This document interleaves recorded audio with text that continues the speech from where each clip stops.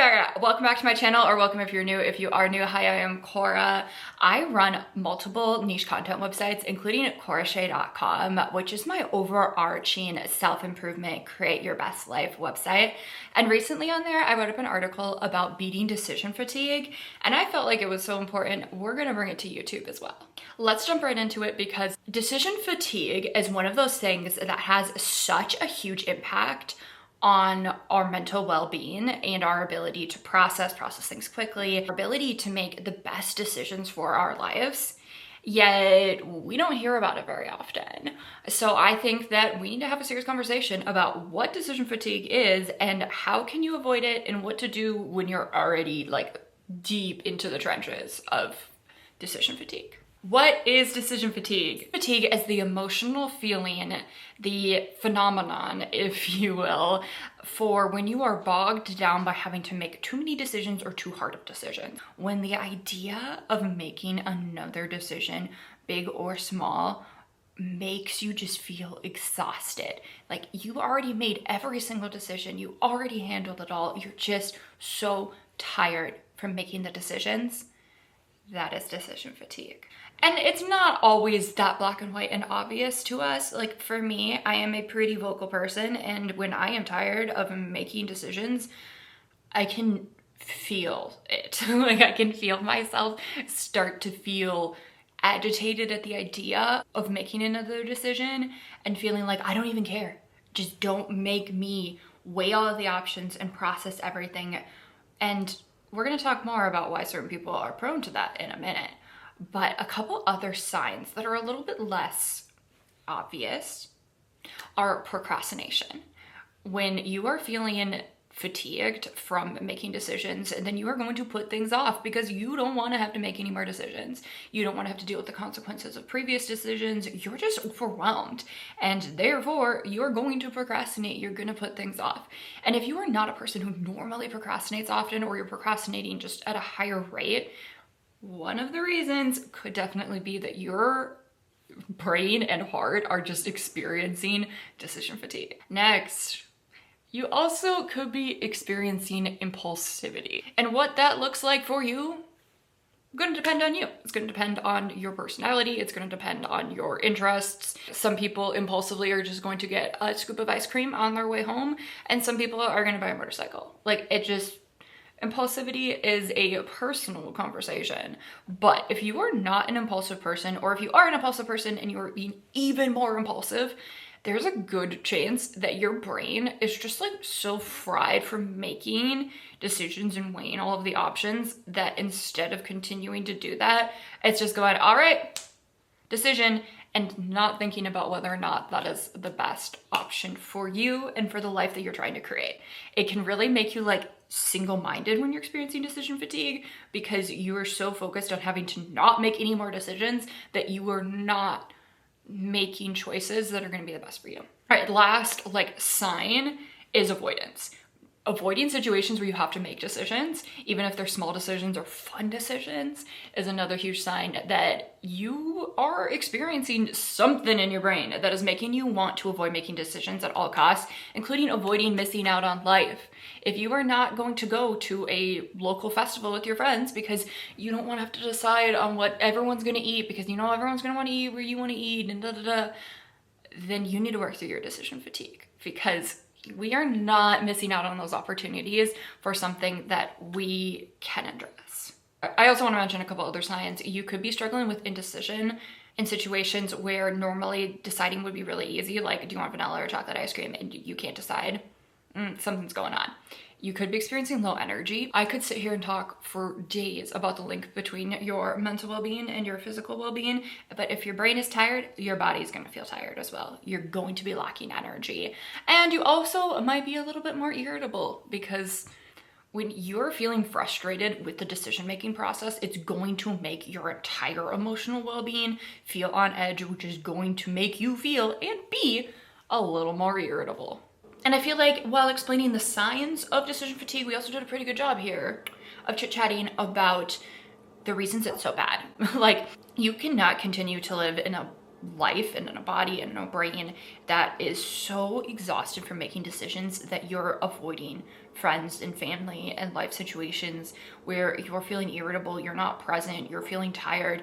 These are really concerning things for our mental well-being. And again, I feel like we never talk about this. Like, I would also argue that the people that I know personally who struggle from this the most are moms. Moms are out here making decisions for everybody, for their partners, for their children, for themselves, for their entire household, for the pets, everything. If you are a mom and you have never once struggled with any level of decision fatigue, and then you are my superhero, and leave a comment below as to how. I don't even have kids yet, and I know that the struggle is going to be immense. And then the other one is career-based. There's a lot of different careers where you do have to make a lot of important decisions. If you're in corporate and you are deciding the fate of an entire department or paths for the company, if you are a doctor and you need to lead patients, if you are a nurse, you know, of course, same thing. I could sit here and list 1,000 different reasons or 1,000 different careers where decision fatigue will probably impact you more severely than others. And the reality of it is between motherhood and careers, this is going to impact a lot of people. So let's talk about how we can beat decision fatigue. Because really, like, that's the point of this video, right? All right, first step, we got to work through the emotional impact. We got to figure out why you're feeling so fatigued, and chances are it's coming from the emotional side of decision making. So let's ask ourselves a couple of questions. I would recommend grabbing a journal and jotting down the answers to these questions. So first, what decisions did I make in the past week? Next, how did making those decisions feel? Was it exhilarating? Was it draining? Was it stressful? Was it exciting? Mundane?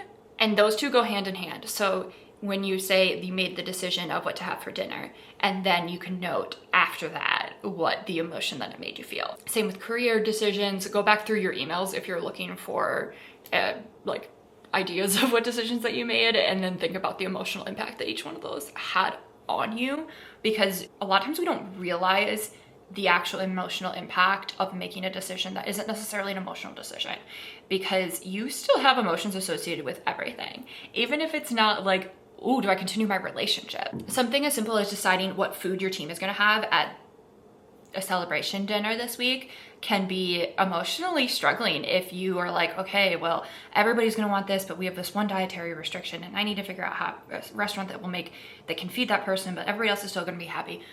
That is emotionally draining. Even if it's work, even if it's not like an emotional topic, it is going to emotionally drain you. Also, 2 more questions in the emotional impact category. How does being a decider make you feel?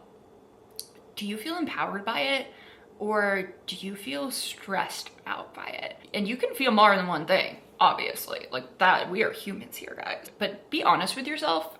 How do you feel about being the decider in different situations too? And then lastly, chances are, if you've gotten to this point, you are feeling drained by making decisions.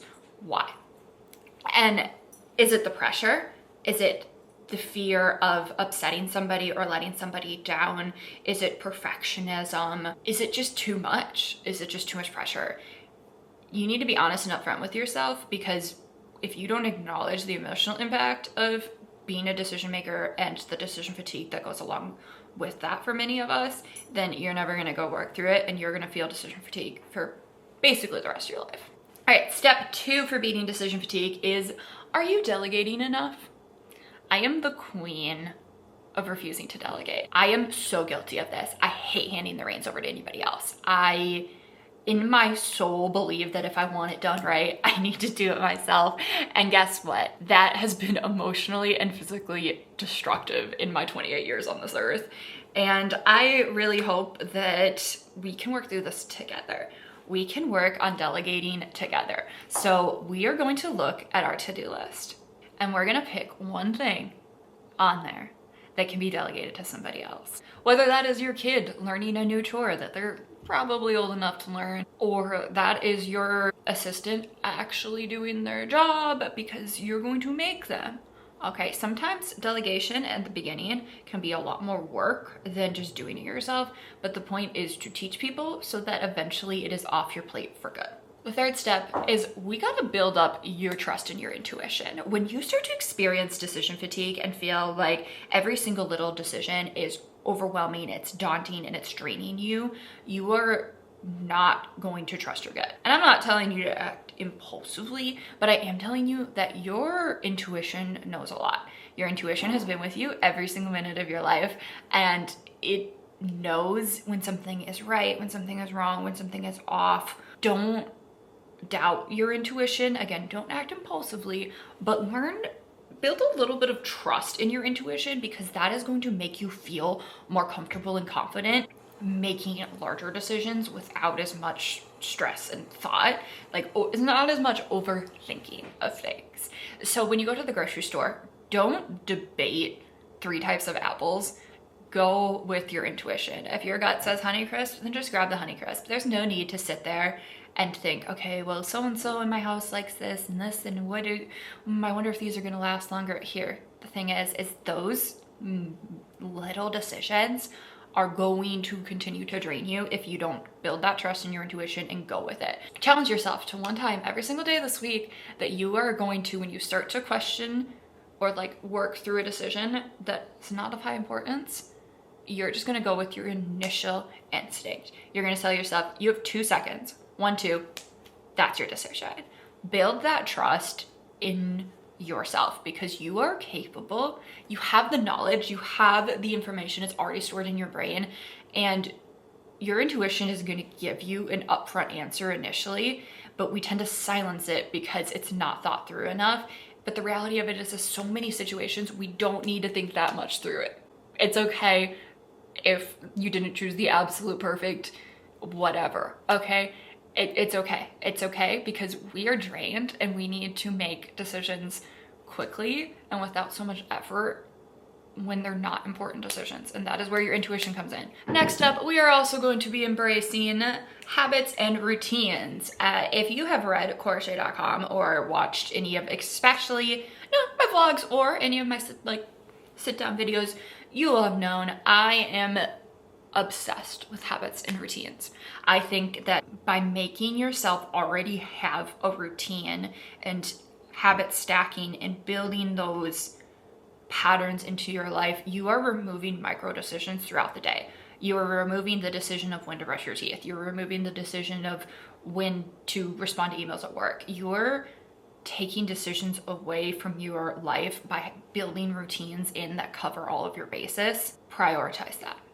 If you don't currently feel like you have routines, especially, I think that there's a lot of careers and just a lot in things that happen in our lives that we don't think would be routine based. But here's the thing is, by building a routine, you're going to change your life. Okay, if you are a stay-at-home mom, you need to have a routine. If you are an intern, you need to have a routine. Don't think, oh, well, I'm not the CEO, I don't need to have a routine. No. Everyone needs routines. Everyone needs habits. Morning routine, work/school/whatever daytime routine, and an evening routine are the best places to start. But when you get into the world of routines, you're gonna get addicted and you're gonna start building lots of routines, if you're anything like me. All right, next tip for beating decision fatigue is evaluating where your mental energy goes. We all only have so much mental energy in the day, and some of us get more, some gets less. There's so many factors that go into it, but how we spend that mental energy goes hand in hand with decision fatigue. If we are spending time around people that drain our energy, we're not gonna have the energy to make decisions. If we are spending time worrying about things that we can't control, we are not gonna have time to make important decisions. When we think about where your brain thoughts are going every day, are you spending hours a day scrolling on the internet and getting stressed about things on there? That is not a great use of your mental energy, especially if you are finding that in other areas of your life, you are struggling with making decisions because you're so mentally exhausted from decision making. Then you need to make sure you're prioritizing the mental energy you do have into the right things. Next tip is kind of similar, and it's using your social battery wisely. I kind of touched on this for a second there, but your social battery, everyone, whether you're introverted or extroverted, you have a limit. You have a limit of how much social battery you have every day. And when you are around somebody who makes you make all of the decisions, you are going to be draining not only your social battery, but your decision-making battery. And that can be really exhausting, especially if you're in a stage where you're just so drained to the point where you're experiencing like notable mental health drops from your decision fatigue. Then it might be time to take a step back from some of those relationships until you build up some more of that mental strength, or until you can have honest conversations with them that they need to step up and help make decisions. Every relationship, whether it be romantic, platonic, career, etc., it needs to be a two-way street. Next, we're gonna talk about prioritization. I could sit here and do entire videos, like an entire series about prioritizing your day. And as a result, we're not gonna talk about this so much because I have so many articles. I have a whole series already on KorraShay.com about prioritizing. When you initially prioritize your day, so when you make your to-do list, the like most basic way that I recommend working on your prioritization is making a daily to-do list and then numbering it 1 through whatever in terms of the priority of getting it done. It just starts to train your brain to think of tasks with a priority ranking. And by doing that, you're removing a lot of the decision throughout the day because you already have your priorities ranked out. You don't have to decide what to do next because you know what to do next. All right, the last thing that is going to help with decision fatigue is simplifying your lifestyle. When you have an exploding closet, it is really hard to pick out an outfit. And as much as that is fun, if it's causing you decision fatigue, then it's time to simplify it. Same goes for cooking in your kitchen. Same goes for hobbies. Same thing goes for kids' toy rooms, etc. When you have too many decisions to make, it is probably a sign that your lifestyle could be a little bit simpler. You could pull back on some areas so that you don't feel like you have to constantly be making decisions because your lifestyle is just a little bit simpler. All right, guys, I hope that this was helpful. I hope it gave you some ideas of how to overcome decision fatigue and what decision fatigue is. And if this was helpful, make sure to subscribe. I've been working on putting up some like standalone talk through videos like this on here, as well as 1 to 3 vlogs a week showing the behind the scenes of running my websites and my productive daily routines and things like that. So make sure that you subscribe, and thank you so much for watching to this point.